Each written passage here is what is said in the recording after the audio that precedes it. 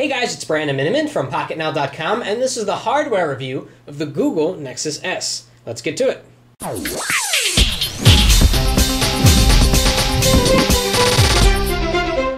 So first of all, we have to give credit to Samsung in 2010 for extending and really utilizing the Galaxy S platform, not only on the Galaxy S and the Galaxy S other phones, but they've used it on the Samsung Focus and now in the Google Nexus S. And what that means is that you get the same sort of specifications, the same kind of device across all of these different sort of phones that have different names. We've got the 4-inch Super AMOLED display, and Super AMOLED is still unrivaled in clarity and contrast compared to any other screen out there. It's got the 1 GHz Hummingbird processor, 512 megabytes of RAM, Wi-Fi with wireless N. I mean, the specs are pretty much the same across all of the devices. 5 megapixel camera, sometimes with a flash, sometimes without.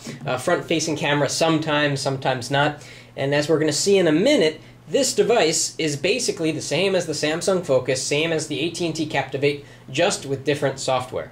But of course, we have to remember the original Nexus One, which was made by HTC. A completely different device, but similarly spec'd. It just looks very much different. It's got that HTC style with the trackball, the buttons below the screen. It's got sort of a really good in-hand feel. Feels super high quality compared to the Nexus S, which is kind of lightweight and a little bit cheap feeling.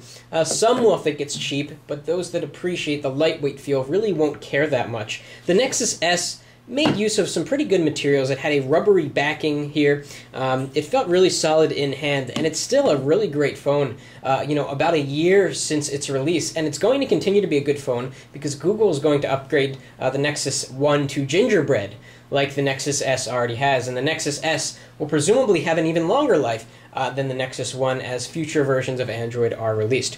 Okay, so let's talk about the hardware, the actual design here of the Nexus S. Now, you may have read about the contour display, which I've come to the conclusion is just marketing talk, because it really doesn't mean that much. It's not curved that much. In fact, the screen part that you actually use is pretty much flat, and then on the edges you get a little bit of a curve. This looks cool, and that's pretty much it. Yeah, it feels a little bit better against your face when you're talking on the phone because most people's faces are curved. But you shouldn't be holding the phone up to your face that much anyway until somebody concludes whether cell phone radiation is good or bad for our brains. Use speakerphone if you can. And of course, the speakerphone on the Nexus S is very high quality, just like it was on the Google Nexus One. So besides this contour display, we have a front-facing video camera, which you can also use for photos, self-portraits, and videos that will take VGA pictures. Or VGA video, I should say. And over here is the light sensor and the proximity sensor. And we get this nice blue glow to the screen that you get also on the other Samsung Galaxy S devices. Down here, you don't get to see the hardware buttons until you turn on the device, and then they appear, as you can see. It's really interesting to see how with every generation, or it seems that with every new Samsung Android device, or even you could say this for any Android device, the placement of the buttons keeps changing. So let's look here at the placement of these buttons next to the Nexus One. Okay, so the home button is here. The home button's on the right. It's completely different placement. Even if we take a look at this device next to the Captivate here, one of the true Galaxy S smartphones, the buttons are a different place in all of these devices. It's very strange why they don't just stick to one configuration of buttons. So as mentioned, these buttons will light up when you're using the phone, and they're capacitive, and they vibrate a little bit when you touch them, which of course you can turn off that feature.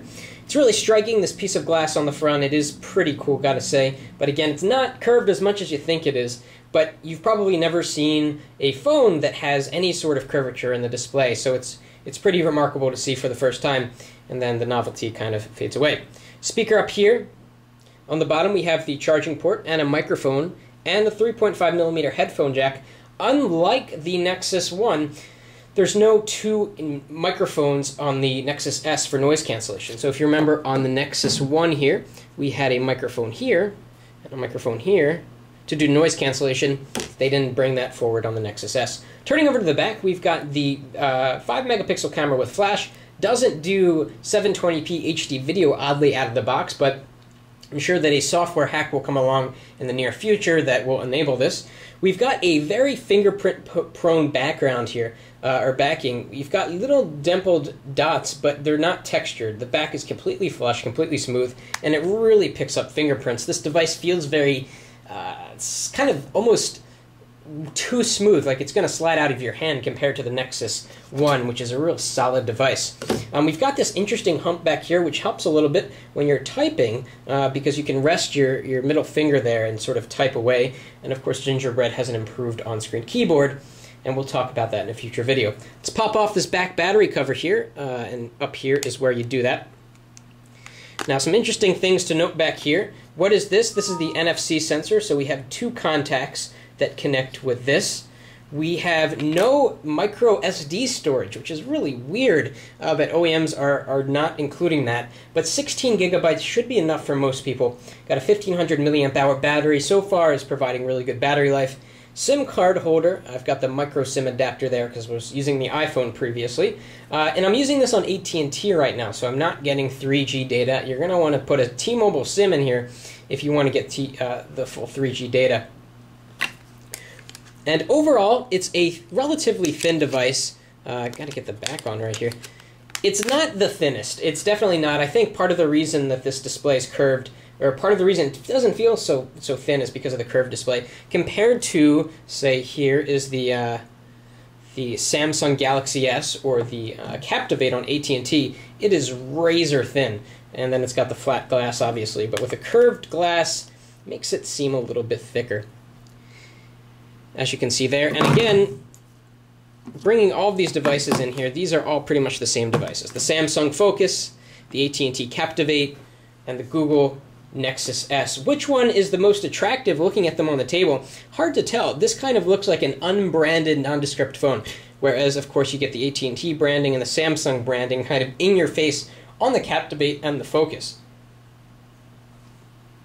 Definitely the most interesting device is the Nexus S because of the curved display, although from the view right now you can't really tell. I guess if we kind of tilt them a little bit you may be able to tell, but probably not. So overall, the Nexus S has some pretty slick hardware. I personally preferred the feel and the look of the original Nexus 1. It just had this sort of powerhouse, functional feel to it. Whereas the Nexus S has gotten a little bit more glamorous with the curved glass, the really shiny materials, the lack of buttons down here until you actually turn on the device. It doesn't seem as friendly, I guess you could say, or as approachable as the original Nexus 1, but it's still quite a nice device, powerful, fast.